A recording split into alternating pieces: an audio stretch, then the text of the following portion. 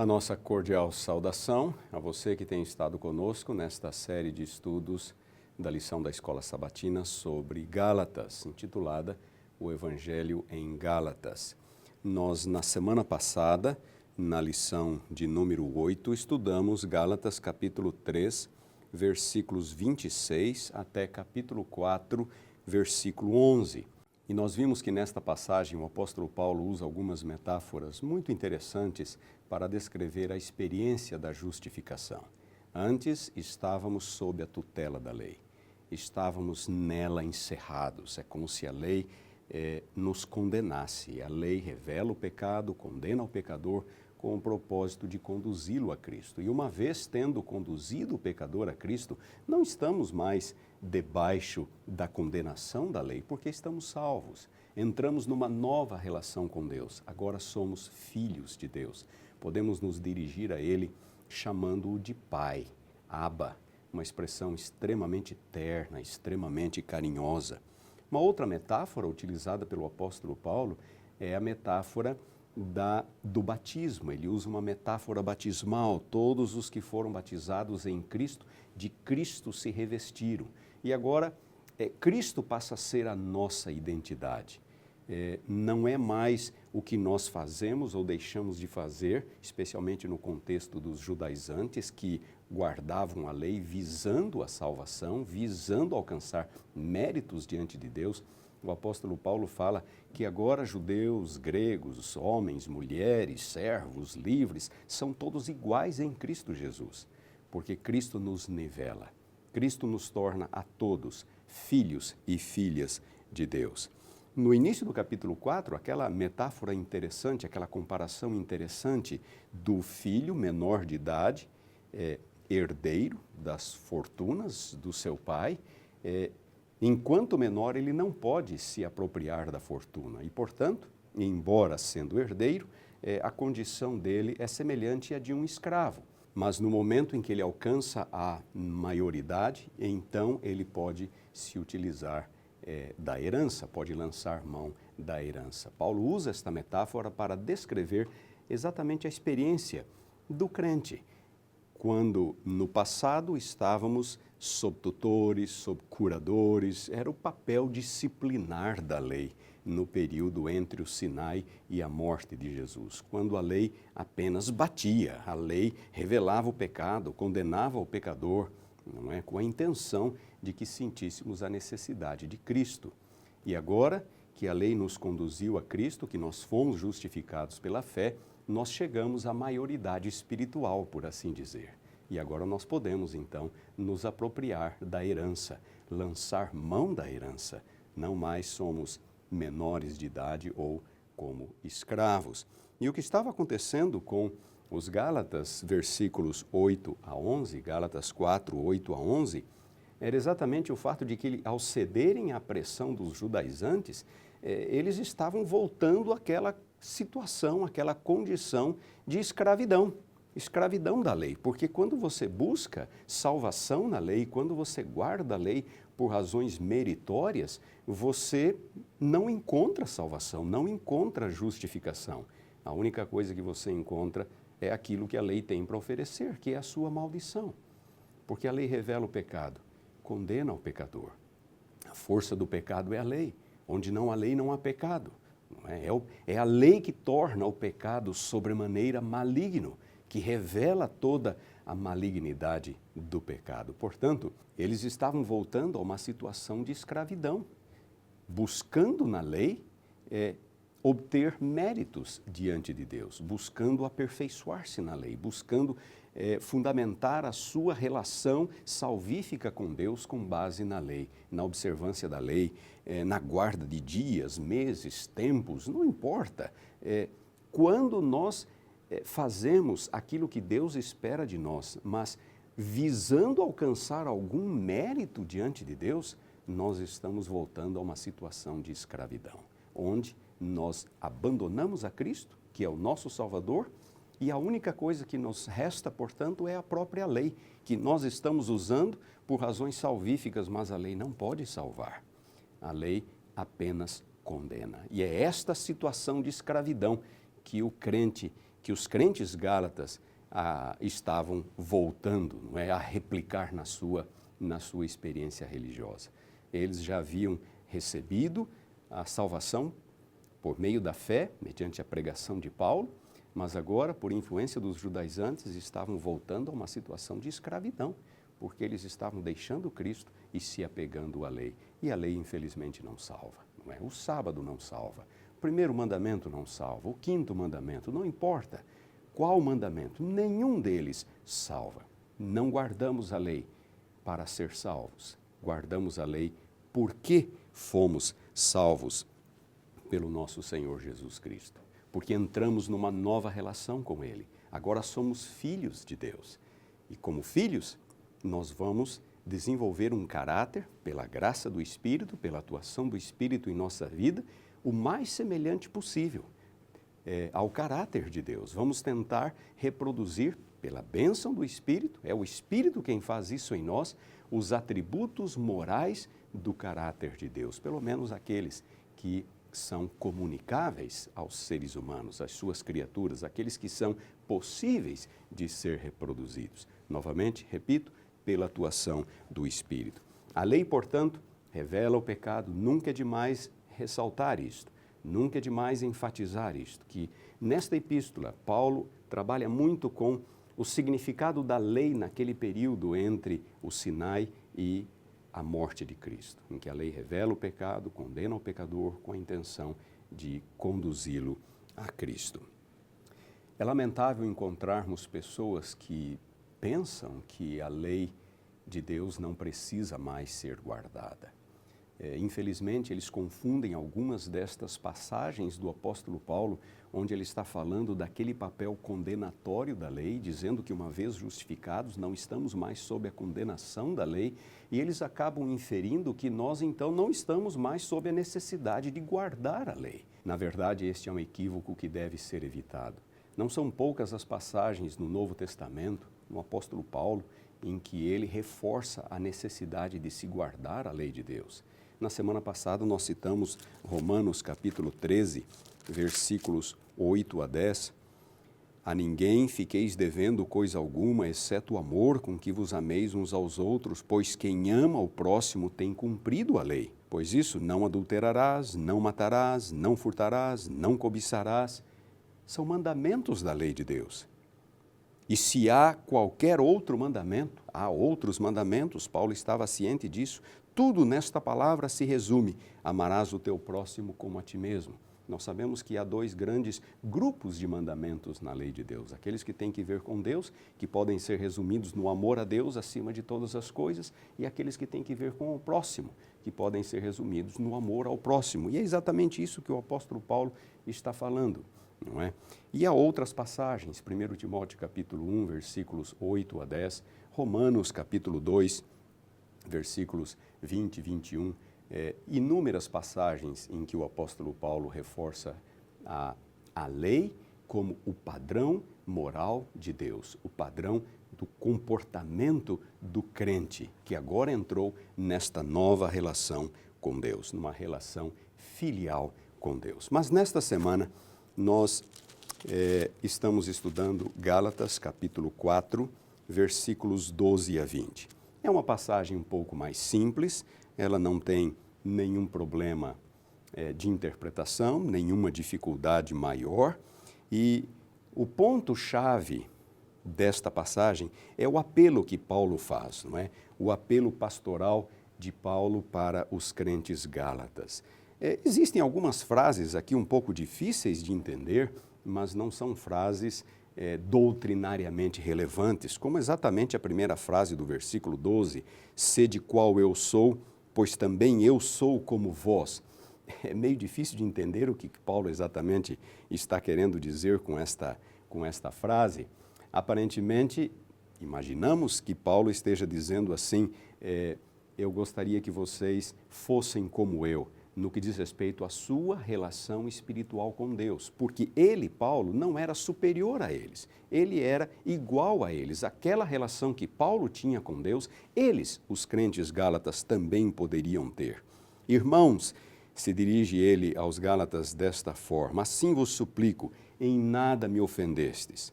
Paulo começou sua epístola de modo muito intenso. Eu não sei quantos de vocês se lembram, mas numa das primeiras lições eu mencionei que em todas as suas epístolas, ou na maioria das epístolas, Paulo começa de modo mais tranquilo, mais agradável. Ele tem palavras de elogio para os crentes, mas isso não acontece em Gálatas. Gálatas, Paulo entra direto no assunto. Gálatas capítulo 1, versículos 6 a 9, e ele volta a usar uma linguagem bastante pesada no início do capítulo 3. E o apóstolo Paulo agora, ele teme que a sua força, a ênfase, não é? Que ele está utilizando na epístola possa ser mal compreendida pelos crentes gálatas. E ele então ele está tentando amenizar as coisas. Em nada me ofendestes. E vós bem sabeis que eu vos preguei o evangelho a primeira vez por causa de uma enfermidade física, não é? O apóstolo Paulo recapitula agora a primeira vez, ele relembra a primeira vez em que ele estivera ali na Galácia, e ele diz que ele estava enfermo naquele momento. E ele diz que foi em meio a uma enfermidade que ele lhes pregou o evangelho a primeira vez. E a despeito disto, eles não mostraram desprezo para com o apóstolo. Paulo aqui está elogiando a atitude deles, não é?